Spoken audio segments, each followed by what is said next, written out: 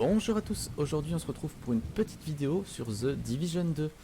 Donc aujourd'hui on va voir les compétences du personnage, les compétences passives du personnage, les marchands, comment crafter, comment fabriquer des armes, des armures, des mods, et à quoi servent les mods.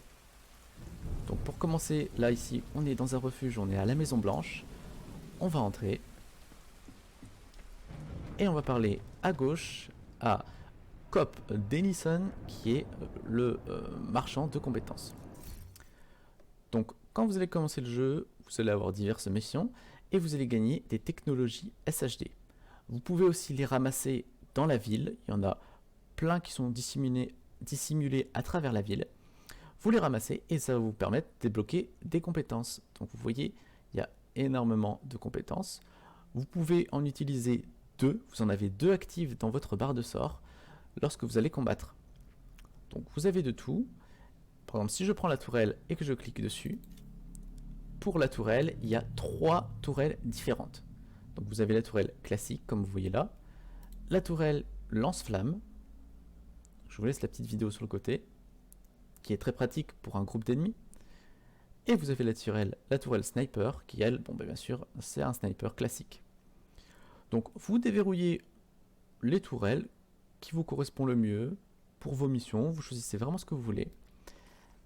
Une fois que vous avez débloqué ce qui vous plaît le plus, vous allez tout simplement dans la fiche de votre personnage, vous voyez ici les compétences, vous cliquez tout simplement sur par exemple la première compétence. Là je vais dire tiens, je veux utiliser le drone et je vais utiliser le drone par exemple celui-là, le drone frappeur. Je double-clique, je le mets par exemple sur ma touche A. Hop, il y a un petit cooldown voilà, pour dire qu'il est en train de s'installer. Et hop, j'ai le drone qui est, je vous le montre, dans ma barre de sorts. Donc vous faites comme vous le sentez, vous mettez les sorts que vous voulez en compétences. Vous avez bien sûr des compétences dites passives. Donc vous parlez toujours au même personnage et vous voyez ici bonus. Alors bonus, c'est les compétences passives. Il vous faut quand même des technologies SHD aussi. Donc il va falloir farm ces technologies SHD. Mais vous allez avoir des bonus passifs qui vont vous suivre tout le long de l'aventure.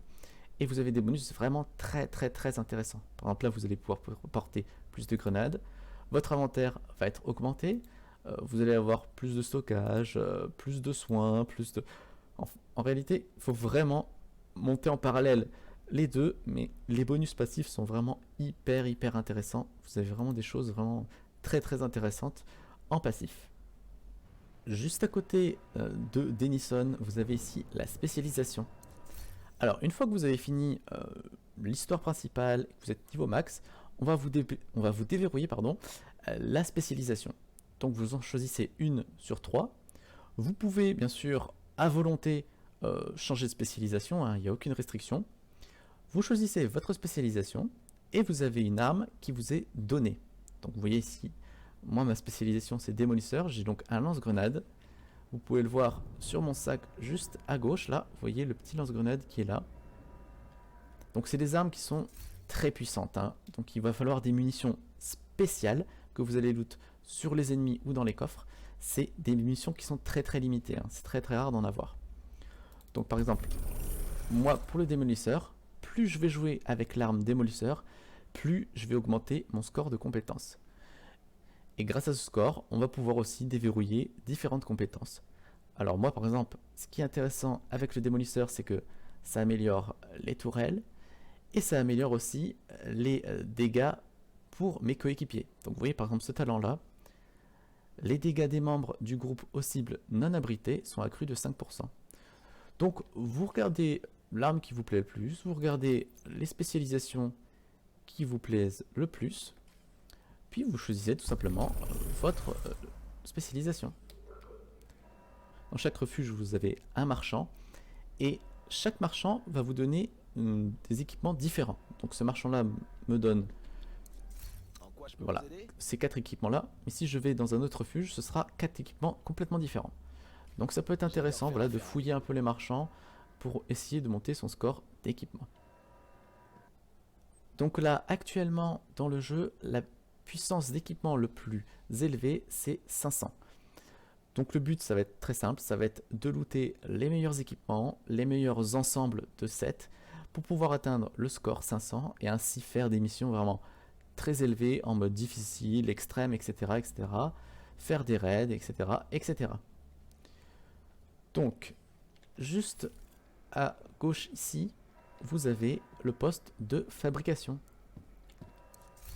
Alors, ce qu'il faut savoir sur le poste de fabrication, c'est qu'il va falloir loot des schémas à travers la ville, à travers certains boss, certaines quêtes vont vous donner des schémas, la mission principale, etc. etc.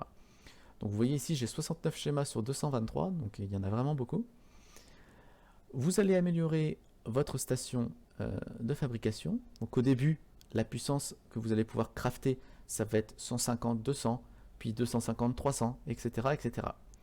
Donc là, vous voyez 490, hein. Donc là, ça commence vraiment à être très sérieux. Ensuite, vous allez aller en ville, ou dans les coffres, ou à la fin de mission, ou sur des boss, et vous allez loot des composants, des matériaux. Une fois que vous avez le schéma, les matériaux, et l'argent, les crédits, et ben, il vous suffit tout simplement de fabriquer l'arme. Les bonus et les talents, comme vous voyez ici, sont aléatoires. Donc il va falloir créer plusieurs fois la même arme si vous voulez choper des bonus et des talents spécifiques. Vous pouvez donc créer des armes, des armures et aussi des mods. Alors les mods, vous avez besoin de les créer une seule fois. Et une fois que vous l'avez créé une fois, il est en quantité illimitée dans votre sac. Donc vous pouvez l'utiliser à volonté. Donc vous les créez une fois et après vous allez pouvoir les mettre sur vos armes. Donc je vous montre. Je vais dans mon personnage. Je vais choisir par exemple cette arme là. Et je fais F pour modification. Donc vous voyez, sur les armes, il y a différents emplacements où vous pouvez mettre des modes d'armes. Donc ces modes, c'est très simple, hein. Vous allez cliquer sur la partie que vous voulez modder. Par exemple ici, je peux prendre le canon. Et vous allez choisir ce que vous allez mettre. Donc par exemple ici, moi j'ai mis un compensateur. Ça va augmenter ma stabilité. Mais voilà, vous voyez, il y en a différents.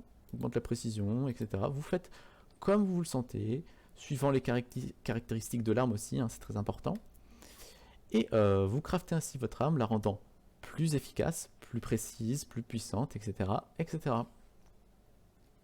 Pour utiliser les compétences, eh bien, moi c'est sur la touche A, donc j'utilise A, j'ai mon petit drone qui se lance, vous voyez. Si je maintiens A, vous voyez, hop, je détruis mon drone, et vous avez un cooldown, vous voyez, 73, 72. Il va falloir que j'attende 70 secondes avant de pouvoir réutiliser mon drone.